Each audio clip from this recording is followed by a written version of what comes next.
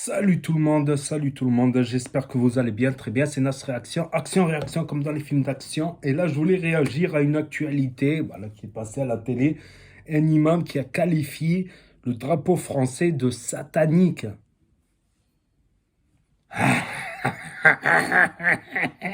Mais un truc que je comprends pas, c'est si le drapeau français est satanique, si la France est satanique, qu'est-ce qu'il fait là?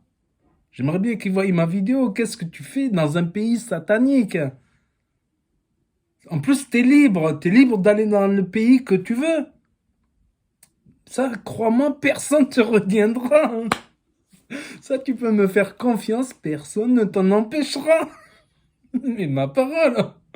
Oh, vieux. Non, mais sérieusement, quoi. À un moment donné, je pense que faut arrêter un peu les conneries. J'ai vu une partie de sa vidéo sur un réseau social, mais pas toute la vidéo en entier. Bon, il parlait de nationalisme, tout ça, tout ça, tout ça. Je crois que même dans les pays maghrébins, il ne sera pas très bien accueilli, quoi. En ayant beaucoup de pays maghrébins sont nationalistes, justement. Donc je pense que...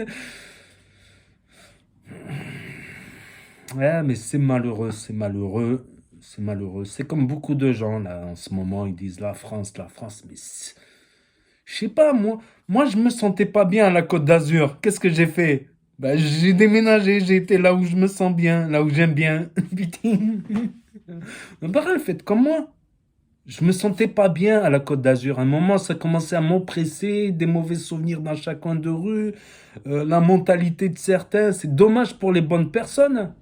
C'est dommage pour les bonnes personnes. Il y a des bonnes personnes partout. Mais il y a trop de mauvais souvenirs. Je me sentais pas bien. Ben, qu'est-ce que j'ai fait? J'ai pris mes clics et mes claques et j'étais allé. Je suis allé ailleurs, un endroit que j'aime bien, là où j'ai grandi. Je sais pas, je vous jure, ça fait un bien fou. Depuis que je suis revenu, ben, je me suis calmé, je suis devenu plus calme, moins nerveux, moins parano. Je te jure, pour la santé morale, la santé mentale, la santé morale, ça fait un bien fou d'aller vivre là où on aime. Je vous comprends pas, vous allez rester là à vivre dans les nerfs. C'est une vie, ça. En plus, tu prends le mot salem en islam, ça veut dire quoi? La paix intérieure. C'est pour ça qu'on se souhaite le salem. Sans paix intérieure, tu fais rien de bon de toute manière. Tu fais rien de bon sans la paix intérieure. Il n'est pas possible de faire quelque chose de bien. Avec la paix intérieure, ben, tu vas faire les choses au mieux. Et avec les nerfs, avec les énervements, avec la haine, la rancune, le ressentiment, tu peux faire que des conneries. Ça m'arrive moi-même, quand j'ai la haine, ben, je dis des choses et sans faire exprès, je blesse des gens qui n'ont rien à voir. À cause de cette haine. Peut-être si j'avais pas eu cette haine, ben, peut-être que j'aurais pas blessé des gens qui n'ont rien à voir, des gens gentils en or.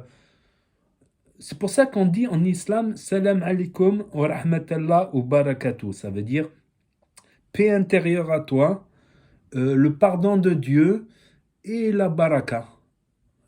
La baraka, c'est pas un jeu de hasard, la baraka, lol. C'est pas gagner au loto d'avoir la baraka, non. La baraka, c'est plutôt la régularité. Gagner quelque chose, mais à long terme. C'est-à-dire avoir une prospérité économique, mais à long terme. Même si c'est gagner peu, mais à long terme. Voilà, c'est ça la baraka. Et la baraka, tu peux pas l'avoir sans paix intérieure. Donc je comprends pas certains. Je comprends pas. Je comprendrai pas. Voilà, s'ils n'aiment pas la France. Moi, à une époque, j'avais l'âge bête. À une époque, ben, j'ai essayé d'aller vivre au Maroc. Puis j'ai vu que ça soit là-bas ou ici, c'est tous des cons, de toute manière. Que ce soit ici ou là-bas, si ici il y a de la discrimination en France, ben au Maroc il y a de la discrimination de pistonnage familial, tout ça. Voilà, tout simplement. Il n'y a pas de... Après, je fais mes choix. Après, j'ai fait mon introspection. J'ai vu à peu près tout ce qui s'est passé dans ma vie. Quelles ont été les personnes bien avec moi, quelles ont été les personnes mauvaises avec moi. Il y a des bons et des mauvais partout. C'est pour ça que c'est dommage des fois de mettre tout le monde dans le même sac. Je comprends aussi qu'il y a un trop plein. Il y a trop qui arrive en même temps. On pète les plans, on n'arrive plus à faire le tri. C'est dommage pour les bonnes personnes. Je pense sincèrement, c'est dommage pour les bonnes personnes. Parce qu'il y en a des bons de partout. Bon, il y en a plus d'un côté que de l'autre. Non, je rigole. Je rigole, mais en tout cas, il y a beaucoup de cons d'un côté, ça c'est clair. Et c'est que les cons qu'on entend, malheureusement, on n'entend que eux. On n'entend que eux. Voilà, je vous partage mon expérience personnellement. Ça m'a apaisé d'aller vivre là où j'aimais vivre. Là où j'ai toujours voulu vivre, là où je regrette d'avoir quitté. Tout simplement, ça m'a apaisé, ça m'a calmé, ça m'a... De voir les paysages, l'atmosphère qui règne. C'est un tout, c'est un tout. La mentalité des gens, même si personne n'est parfait, il y a des cons partout, bien sûr, hein, bien sûr, il y a des bons, des mauvais, il y en a qui seront bons avec toi, il y en a qui seront cons avec toi, c'est comme ça. Je dis pas qu'il y a des bons, des mauvais, mais il y en a qui seront bons avec moi, il y en a qui seront cons. C'est comme ça, il y en a qui seront cons et qui deviendront bons, il y en a qui sont bons et qui deviendront cons, c'est la vie, c'est les êtres humains comme ça, mais je pense qu'il y a des limites aussi à pas dépasser. Il y a certaines limites à pas franchir, quoi. Euh, Après, c'est des caps de non-retour. Après, on va pleurer que le RN, ils vont passer en 78. Après, on va pleurer que le RN, ils vont passer en 27. En 1927. En 2027, on va pleurer. Qui vont annuler, ils vont faire des propositions de loi pour annuler le droit du sol, pour augmenter la déchéance de nationalité pour traîtrise à la nation par voie électronique, suivi d'expulsion, euh, etc. Remettre en cause les nationalités françaises pour les Français de moins de 2 à 3 générations. On peut s'attendre à tout avec le RN, hein, parce il y a les RN extrémistes, il y a les RN plus modérés qui sont plus à gauche de la droite, du centre, du milieu, droite, gauche, de l'extrême droite. Sans compter les communistes de droite. Ah, vous connaissez les communistes de droite ou, euh, ou les fachos de gauche. Vous connaissez aussi les fachos de gauche et les communistes de droite. Donc non, c'est une petite trêve de plaisanterie. Je dis ça pour rire, mais à un moment donné, ça commence à devenir lourd et pesant. Et les bons maghrébins, ben, forcément, ils prennent à cause des mauvais. Ils prennent à cause des mauvais. Et même si vous pensez quelque chose, ça arrive, on pète un plomb, on pense mal, t'es pas obligé de l'exprimer. Surtout si c'est quelque chose de mauvais, si c'est quelque chose d'irrespectueux, réfléchis deux fois. Si c'est quelque chose d'irrespectueux, t'es pas obligé. En plus, et ce délire de Zama, les Maghrébins ont colonisé la France. Certains Maghrébins qui disent ça, ben, ils sont d'accord avec ceux de l'extrême droite parlent de grands remplacements. À croire que les extrêmes se nourrissent. Certains extrêmes se nourrissent. Bah non, il n'y a pas de, je sais pas. Les Maghrébins de France ne font pas la loi, c'est la loi française pour l'instant. La police, elle est française, l'armée, elle est française, donc il n'y a personne qui a colonisé la France aujourd'hui. On peut parler des Maghrébins en Espagne, oui, ils avaient pris des villes et ils dirigeaient la police, la gendarmerie, ils prélevaient les impôts, ils avaient fait les lois de la charia en Espagne. Certes, même certains Espagnols s'étaient alliés aux Nord-Africains contre leurs rivaux espagnols. Voilà, ils préféraient vivre avec les Moros qu'avec leurs ennemis qui leur avaient fait beaucoup de mal. Voilà, donc les chrétiens et juifs payaient un impôt spécial. Ça dépend des années, il était plus ou moins similaire. Donc non, c'était une colonisation, c'était un pouvoir maghrébin. Comme quand la France elle a colonisé l'Algérie, c'était la loi française. Le protectorat, c'est un peu différent, c'est une colonisation déguisée, on va dire. Mais non, c'était la loi française, l'armée française en Algérie jusqu'à la fin, quoi. Jusqu'à la fin, quoi.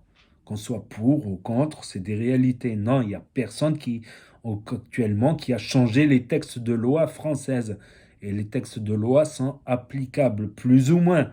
Mais bon, si tu te fais attraper et que tu finis dans une prison française, voilà. Non, il n'y a pas de Maghrébins qui ont colonisé la France. Il faut arrêter un peu le délire. Et le grand remplacement, c'est discutable. C'est discutable. Non.